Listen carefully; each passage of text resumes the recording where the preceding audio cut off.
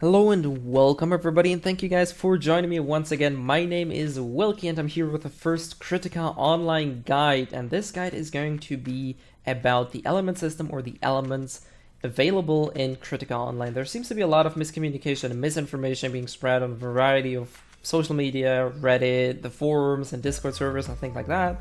So I'm going to be basically clearing up some of the confusion about this system and give you guys and girls a quick rundown of what the elements actually do, how to get them or how to get the sad stat, and in the very end basically how and what element to pick for your class. First things first though, the element system does not really play such an important role early into the game, so if you're still starting out with the game, it's good to have that information, but don't really worry about using any of the elements unless you're at least 60 or preferably actually 65, which is the current cap in the game. So basically how the game works in terms of damage is Kritika divides the damage into two types, one is being physical and the other one being elemental damage. For elements, we basically have fire, ice, lightning, poison, and darkness. So those are the 5 elements that we currently have in the game. So what do these elements do for you and why should you care about them? The first and probably most important thing about these elemental stats is that, quite simply speaking, it increases your damage output. Some classes have certain skills that are aligned with an attribute, some classes are purely in one attribute, some other classes don't have any skill at all. But generally speaking, if you align your attribute bonus, for example for Doomblade, he has darkness or dark bonus on all of his abilities. So any ability you're going to be using as a Doomblade is going to be affiliated with the dark bonus or with the dark element. So any bonus to the dark element will increase the damage output by any of these skills. So it's a very, very efficient way to increase your damage. There are 2 other effects though that are not as clear. They are explained within the game, so let's take a look at one of the charms and I'll explain what charms are later in this video. Basically, if you look at one of these charms, for example, I'm going to be looking at the dark charm, and that one says a dark bonus plus 15. So just equipping this charm into one of the slots, either necklace, earring, or finger, will grant me plus 15 dark bonus. And the blue flavor text is probably what's most important. So when the dark bonus of your attack reaches 30, 60, or 90 points, it triggers a level 1, 2, or 3 dark debuff against the target every 20 seconds, and the debuff effect is enemy attack speed slowed. So the way these elements work is not only do they increase your damage, but they also give you additional benefits in a sort of level-ish tiering system, depending on how much of that bonus you have applied. And the third ability, when the dark bonus of your attack reaches 60, cast an additional level 1 dark attack every 5 seconds. When the dark bonus of your attack reaches 90, you have a 20% chance to cast a level 2 dark attack, and once it reaches 120, you have a 10% chance to cast a level 3 dark attack. So it not only boosts your damage, you have a debuff available that you will place on your enemies.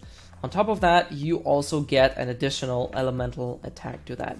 Now these elemental attacks vary depending on the element. For example, the dark attack is a light or like a beam of dark light or darkness laser if you want to, a small AoE globe that pulls in. For fire, it's a small AoE burst, and it's basically a straight line of fire, and the third bonus for fire is around AoE at the target. So these bonuses do vary depending on the element, but that's not as important as the general fact that you do get specific bonuses when using the element. As you can see here in the video, this is what some of these bonuses look like for the dark effect. This little explosion that you can see on the enemy is a level 1 attack. The little beam or dark laser, if you want to call it that way, is a level 2 attack. And that little sphere that starts pulsing is the level 3 dark attack. Now if you take a look at the detailed stats tab, everything or most things are listed there, and if you hover over any of the elemental stats, you can see that increases the dark damage you deal by 36.3%, and I do have 121 points of dark bonus. So basically what that means is each point into any of these elemental bonuses increases respective damage by 0.3%.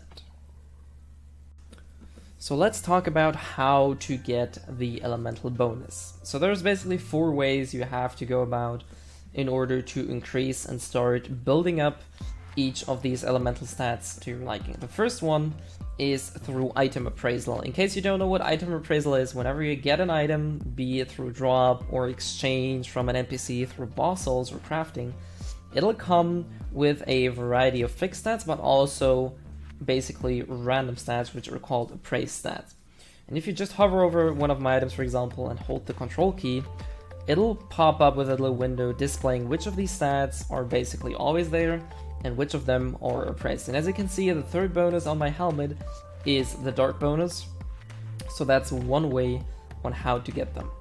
Another way to get the elemental stat is through the Ether Force system, which is something you'll unlock once you hit level 60 plus. If you open your skill menu, just hit the Ether Force tab at the top, and you'll be presented with a variety of base stats and enhancing equipment stats. I think that's a translating error, but generally you can see that there is elemental bonuses on the right. I personally do not recommend using the Ether Force system for elements at this point, simply because the attack boost is just much more valuable. The third way to increase the elemental boost is through soul gems. Now, soul gems come in a variety of form and shapes. So the first and the most important thing to take a look at is which slot or which item they can go into. For example, if you look at the poison topaz, which is a level 2 topaz, it can be socketed on earrings, necklaces, and rings. So this item, if I were to socket them, it has to either go into one of my 3 accessories. And if I do that, I will be granted with +4 poison bonus. Now, you may ask yourself, how do I get these gems? In case you haven't noticed yet, I think starting level 30, don't name me that one, it's either 25 or level 30, you get access to a daily dungeon that is based, you have a limited amount of entries, 5 per day. It's usually a very quick dungeon, it doesn't take a lot of time, it doesn't even take rest points. So keep that in mind. You're not going to waste or lose any rest points by doing these dungeons, and they're generally very small dungeons, so you usually take maybe a minute or 2 to clear them. And at the end, you'll be presented with gem boxes, maybe gem fusions, and sometimes even gem generators, which just will give you random gems.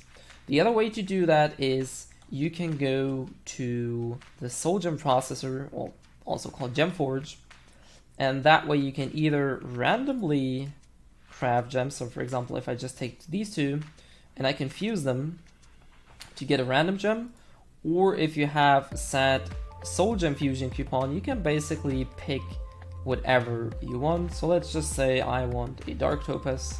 I'm going to be using soul gem fusion, and there we go. That's how you use access or other topazes, or basically gems in general that you don't need. You can craft them into new ones. This is also the place where you socket them into equipment.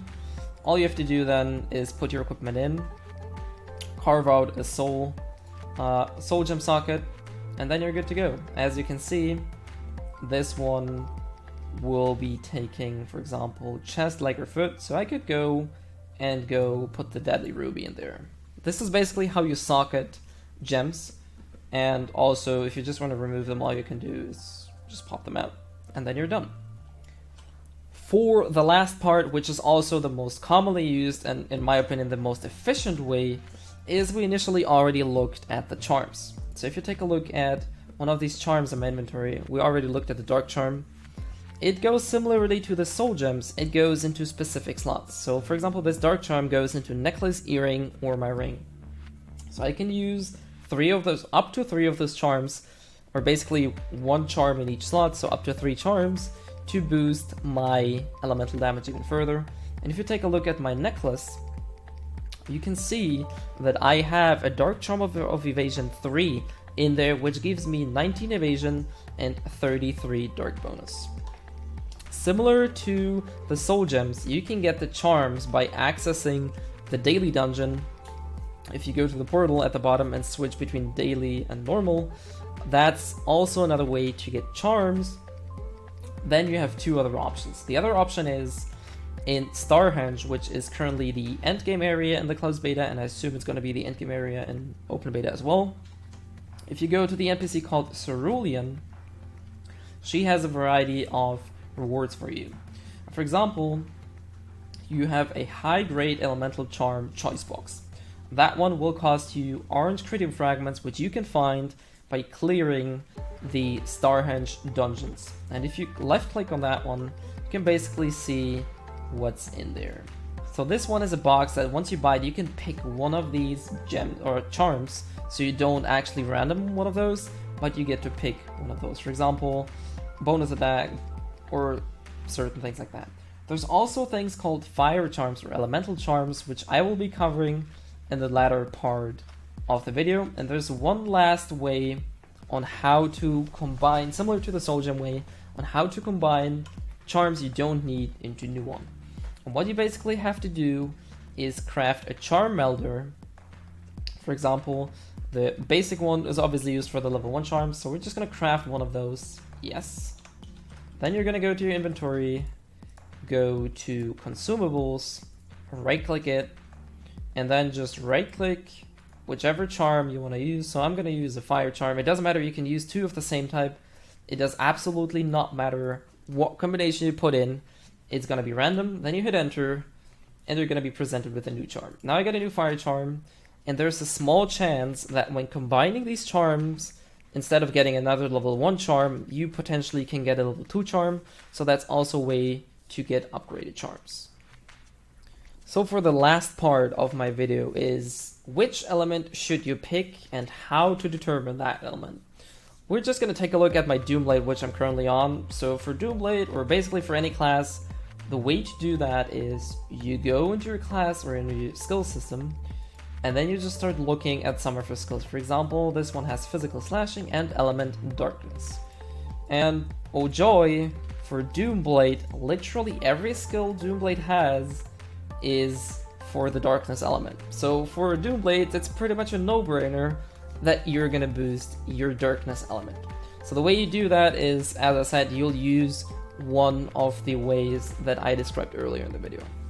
So what about other classes though? Not every class works like that way. Some other classes, for example, they only have certain skills, or some other classes don't have any elemental skill at all. So is this useless for those classes? Obviously not. You just have to go about this in a bit of a different way. So I already showed you that Cerulean NPC here in Starhenge. And if you once again open that high grade elemental charm choice, you have these charms, as I said, fire charm, ice charm, poison charm, and lightning charm. I'm not entirely sure why there is no darkness charm, if that's intended. I haven't received any feedback on the forums about that, so maybe it is intended that it's not in this chest. Personally, I think it should be in here because, at least for me, darkness is another element just like the other 4. But that aside, basically by getting one of these elemental charms and putting them into your weapon, as you can see the slot they go into is your weapon, it'll alter any elemental stat or any elemental skill, no my bad, any skill that has no element, so is basically like unelemented, if you will then be turned into each of those elemental skills. So if I take a lightning charm and put it in my weapon, any skills that do not have an element, for example, if you take a look at one of the base skills, lunge only has piercing, so if I were to equip a lightning charm, that skill would then start dealing lightning damage as well as your auto attacks. And for other classes, it's basically that way. If you have a few skills that already have an element aligned to them, it's pretty straightforward. If you have some fire skills, go with a fire gem and blast up your fire damage. If you have lightning skills, do the same way for lightning. And for the classes, for example like Berserker, he has no element whatsoever on his skills. For those classes, basically, they have the freedom of choice. There's nothing that locks them in, and there's no skill that will fall off behind because you would pick the wrong or not the corresponding element. So basically, for those classes, you are free to choose whichever element you prefer, either in terms of looks or things like that. Basically, this is all about the element system. If there was anything unclear or anything I maybe have explained a bit wrong or anything like that, feel free to hit me up in the comment section. But that's basically it about the element system.